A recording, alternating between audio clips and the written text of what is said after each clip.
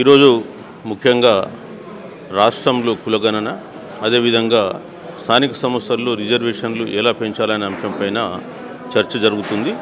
ఇంకా కొనసాగుతూనే ఉంది. ఇప్పటివరకు చాలామంది పెద్దలు మాట్లాడారు.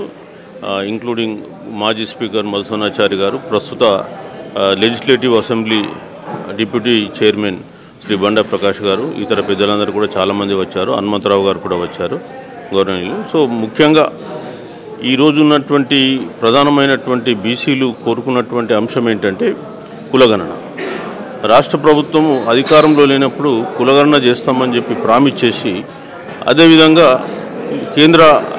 కేంద్ర పార్టీ కూడా మేము ఖచ్చితంగా కులగణనకు కట్టుబడి ఉంటామని చెప్పినటువంటి మాటలు విశ్వసించి ఈరోజు ప్రజలు కాంగ్రెస్ పార్టీ వైపు మొగడం జరిగింది. మరి ఏది హామీ ఉందో ఆ హామీని నెరవేర్చాలి అని చెప్పేసి ఇక్కడ అందరూ కూడా ముక్తకంఠంతో చెప్తూ ఉన్నారు. ఒకవేళ నెరవేర్చకుంటే ఏం చేయాలనే దానిపైన కూడా చాలామంది వక్తలు తెలియడం జరిగింది. సో దానికి సంబంధించి మేము ఇంకా మీటింగ్ కంక్లూడ్ అయిన తర్వాత ఒక నిర్ణయం తీసుకుంటామా, లేదంటే ఒక ఎగ్జిక్యూటివ్ కమిటీ ఏర్పాటు చేసుకుని తర్వాత ఫ్యూచర్ కోర్స్ ఆఫ్ యాక్షన్ ఏంటనే విషయం పైన మేము ఒక నిర్ణయం తీసుకుంటాం. ఇప్పటివరకు జరిగిన చర్చల సారాంశం అది.